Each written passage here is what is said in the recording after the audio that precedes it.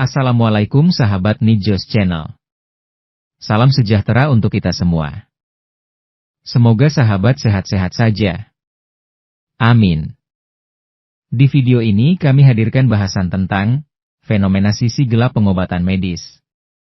Suatu tinjauan dari kesehatan atau kedokteran Islam. Oleh karena itu, marilah kita simak apa yang akan dibahas. Semoga dapat menambah ilmu dan wawasan kita semua tentang kesehatan. Jangan lupa subscribe, like, share, komen dan nyalakan lonceng notifikasinya. Kali ini kita akan membahas fenomena menarik dalam dunia kesehatan. Jumlah dokter, klinik, dan rumah sakit makin banyak, tapi justru orang sakit makin banyak. Topik kita adalah fenomena kesehatan, sisi gelap pengobatan medis. Data menunjukkan fasilitas kesehatan meningkat pesat. Hingga akhir 2025, pemerintah menargetkan pembangunan 66 rumah sakit baru di Indonesia. Namun WHO mencatat bahwa healthy life expectancy Indonesia belum meningkat signifikan. Jumlah pasien penyakit kronis seperti diabetes, hipertensi, dan HIV juga masih tinggi. Fenomena ini menjadi anomali, fasilitas bertambah, tapi kesehatan masyarakat tak berbanding lurus meningkat. Ada pepatah, makanlah sebelum lapar dan berhentilah sebelum kenyang. Tapi kebiasaan makan 3 kali sehari tanpa memperhatikan kebutuhan tubuh sering jadi penyebab gangguan metabolisme. Pola makan berlebih memicu obesitas dan diabetes, 2 penyakit utama yang terus meningkat meski fasilitas kesehatan melimpah. Banyak pasien tidak tahu obat apa yang diminum. Mereka pasrah menganggap dokter pasti tahu yang terbaik. Padahal literasi kesehatan yang rendah bisa berisiko. Bahkan banyak obat yang belum tentu sesuai dengan syariat Islam. Di masa Nabi Muhammad, kesehatan bukan hanya urusan medis, tapi gaya hidup dan spiritual. Dalam Islam, tubuh adalah amanah dari Allah. Setiap penyakit pasti ada obatnya. Namun umat harus berhati-hati terhadap bahan haram seperti alkohol, babi, atau zat adiktif. Beberapa obat modern seperti Lovenox, Actrapid, Analsic, dan sirup mengandung zat yang haram atau meragukan. Di zaman Nabi, ada tabib seperti Al-Harith ibn Qalada dan perawat Rufaidah al-Aslamiyah yang membantu masyarakat dengan pengobatan alami dan preventif. Dikisahkan pula bahwa ada masa ketika tabib tidak punya pasien karena gaya hidup masyarakat sehat dan seimbang. Konsep kesehatan Islam berarti kesejahteraan fisik, mental, sosial, dan spiritual.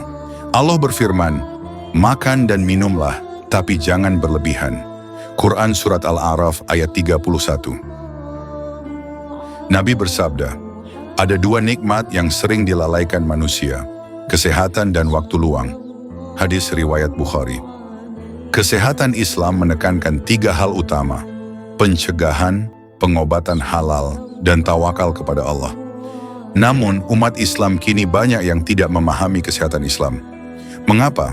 Karena modernisasi membuat pengobatan dianggap hanya urusan sains, bukan nilai agama. Pendidikan kesehatan Islam pun jarang diajarkan. Akibatnya, umat pasrah dan tidak kritis terhadap obat yang dikonsumsi, padahal tubuh adalah amanah yang harus dijaga. Fasilitas medis makin banyak, tapi orang sakit makin banyak. Akar masalahnya, pola hidup, literasi kesehatan rendah, dan pengabaian nilai Islam. Kita terlalu fokus menyembuhkan penyakit, bukan mencegahnya. Padahal Nabi sudah memberi contoh hidup seimbang dan bersih. Ini sisi gelap pengobatan medis modern, serba cepat tapi kurang menyentuh akar spiritual dan kesadaran hidup sehat. Sebagai seorang Muslim, ketika ditimpa sakit, maka doa untuk kesembuhan diri sendiri. Seperti doanya Nabi Ayub, yaitu, Robbi inni masaniyad durru wa anta arhamar rohimin. Artinya, ya Tuhanku, sesungguhnya aku telah ditimpa penyakit dan Engkau adalah Tuhan yang maha penyayang di antara semua penyayang. Selain itu, ada doa mohon kesembuhan dari sakit. Sebagai berikut, cara membaca doa. Letakkan tangan di bagian tubuh yang terasa sakit. Ucapkan Bismillah sebanyak 3 kali. Setelah itu, bacalah doa berikut sebanyak 7 kali. A'udzu billahi wa qudratihi min syarri ma ajidu wa uhadzir. Aku berlindung kepada Allah dan kekuasaannya dari keburukan yang aku rasakan dan aku khawatirkan. Doa ini diajarkan oleh Rasulullah Shallallahu Alaihi Wasallam kepada para sahabatnya ketika mereka mengeluhkan rasa sakit di tubuh. Membaca doa ini adalah bentuk permohonan perlindungan kepada Allah dan kekuasaannya. Doa ini mengamalkan sikap tawakal kepada Allah saat ditimpa sakit. Demikian podcast hari ini, fenomena kesehatan sisi gelap pengobatan medis. Semoga membuka mata kita bahwa kesehatan sejati dimulai dari kesadaran, bukan sekadar obat. Terima kasih telah menonton video ini hingga selesai.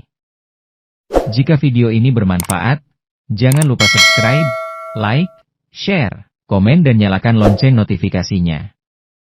Tetap jaga kesehatan. Sampai jumpa di video berikutnya. Wassalamualaikum warahmatullahi wabarakatuh.